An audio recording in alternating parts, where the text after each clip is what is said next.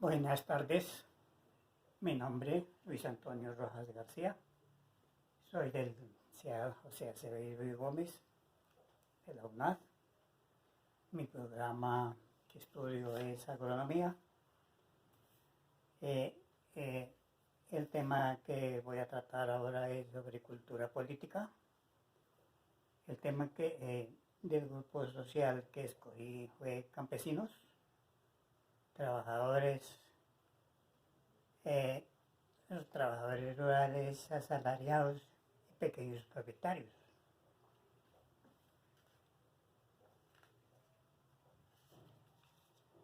El tema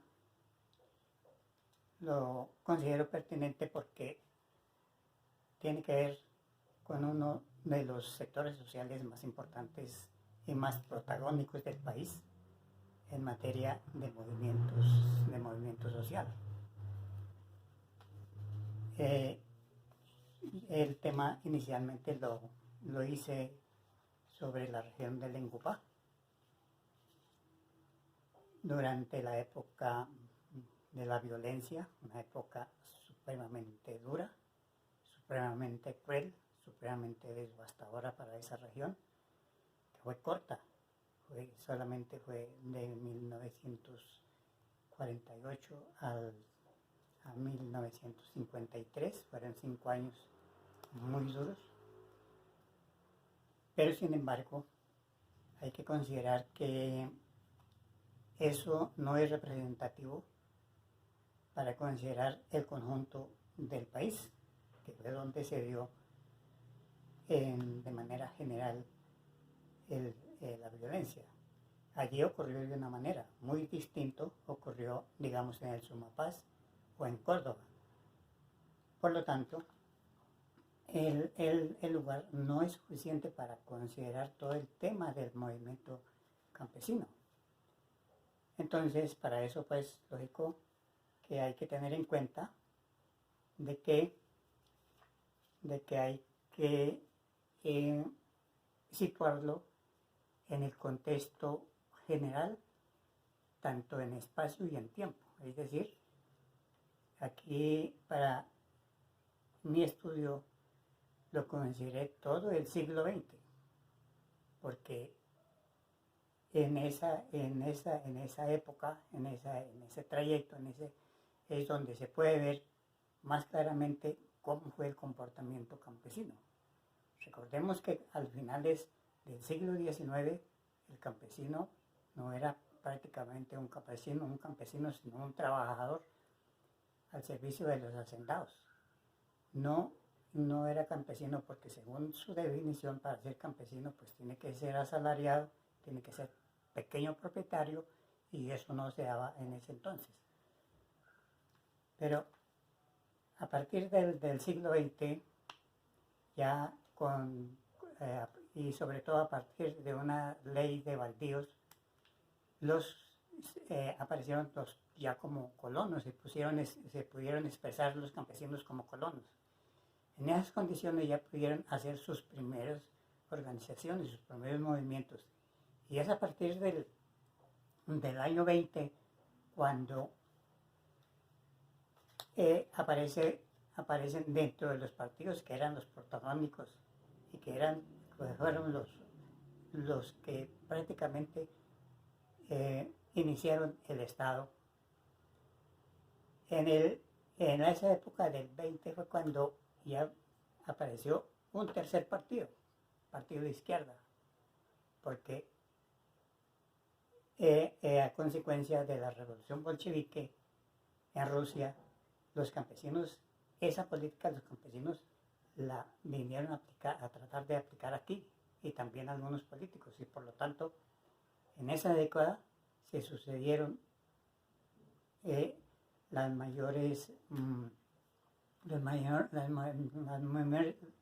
se formaron los primeros y más poderosas organizaciones campesinas. Recordemos que, por ejemplo, para 1930 se terminó el primer periodo, el primero en la República Conservadora,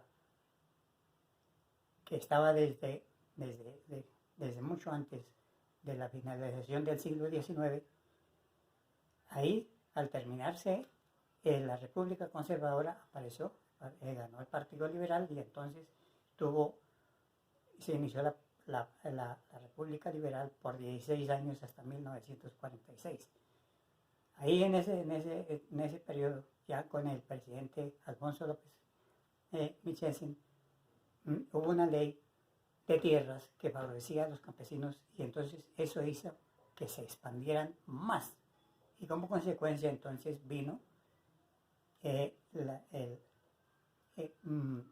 la oposición del Partido Conservador y de la Iglesia, que estaban los dos unidos. Y entonces sí vinieron las persecuciones. Y al terminar el periodo liberal, 1946, empezó un nuevo periodo porque ganaron las elecciones el Partido Conservador y ahí, con Ospina Pérez, se inició un periodo de persecución muy fuerte, pero muy fuerte, y se inició la violencia. Y esa violencia vino a cambiar en 1957. Para 1957, 1958, no existía ningún movimiento campesino. Habían sido diezmados completamente o se habían ocultado, pero más que todo diezmados. A partir de ahí vino el Frente Nacional.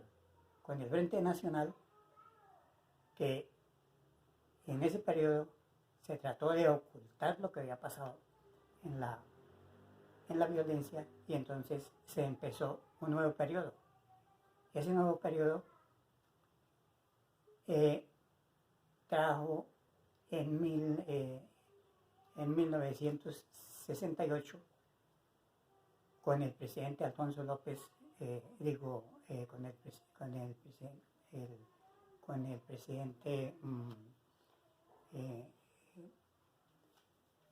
vino una nueva ley. Y esa nueva ley, con esa nueva ley se formaron la ANUC, que con eso tuvo un valor protagónico otra vez el movimiento campesino, muy fuerte, porque vino a revivirse de nuevo la posibilidad de tener tierras, de acceder a la tierra, porque esa fue la guerra desde un principio, la guerra por la tierra, por la propiedad de la tierra. Es una guerra que aún en estos momentos todavía se vive.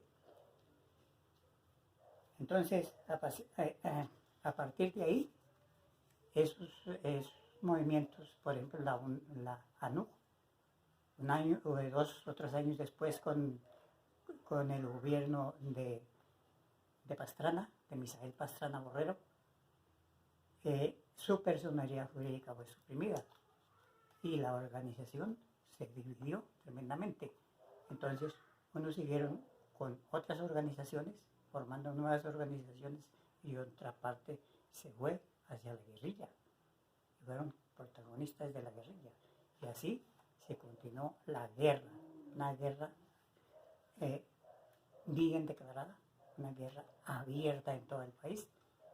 Y en ese trajinar de esa guerra, llegamos entonces a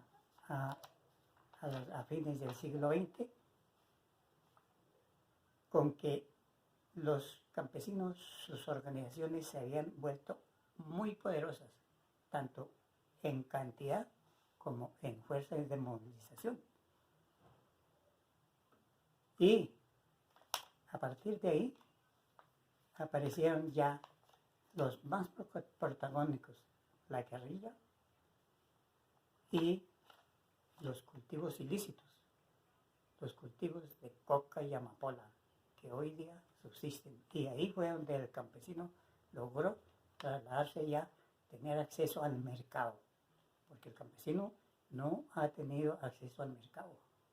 Si lo ha tenido, ha sido muy limitado, pero esos han sido precisamente los problemas del campesinado colombiano, que no ha podido vender sus productos para venderlos es un problema, porque no encuentra el mercado. los acaparadores, los negociantes, otras personas que no tienen nada que ver con la producción, son los que vienen a acaparar y a obtener las ganancias, pero el campesino no. Entonces, así llegamos a nuestros tiempos actuales. Entonces, como resumen, tenemos que el campesino en sí no ha sido protagónico político, no ha sido reconocido políticamente. Sin embargo, esto no quiere decir que no haya luchado por la democracia. El campesino sí ha luchado por la democracia desde principios del siglo XX. Sus movimientos siempre fueron con tendencia hacia la democracia.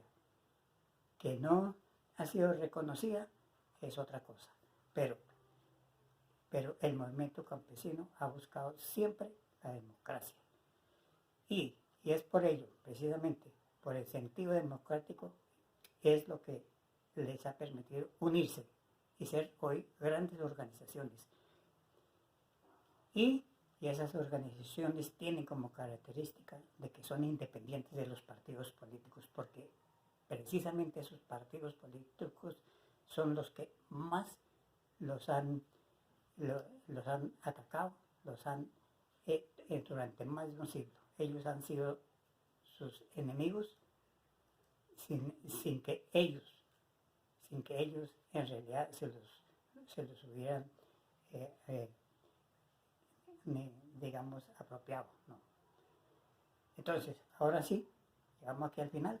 Nuestro final es de esta pequeña charla es que al comparar la cultura política con el movimiento campesino, las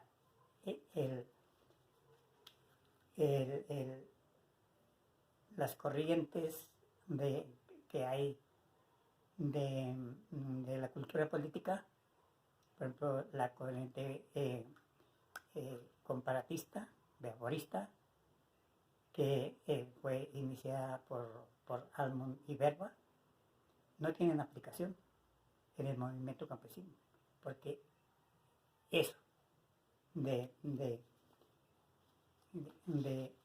considerar que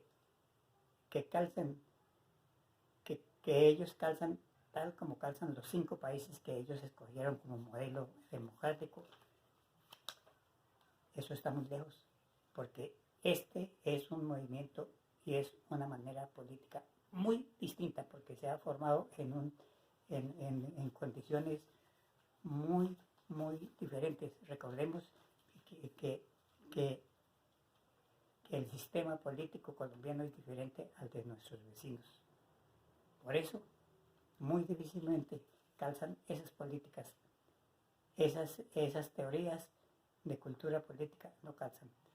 Sin embargo, sí calza la parte que tiene que ver con el comparativismo, que tienen que ver con la sociología, sí, exactamente con la sociología comparatista. Ahí sí, todo ese conjunto sí es aplicable, pero no de cualquier manera. Tiene que haber mucha más investigación para que una investigación de cultura política pueda hacerse sobre el movimiento campesino colombiano, porque es sui generis en su manera, en su forma y en la vida que ha tenido que vivir. Muchas gracias.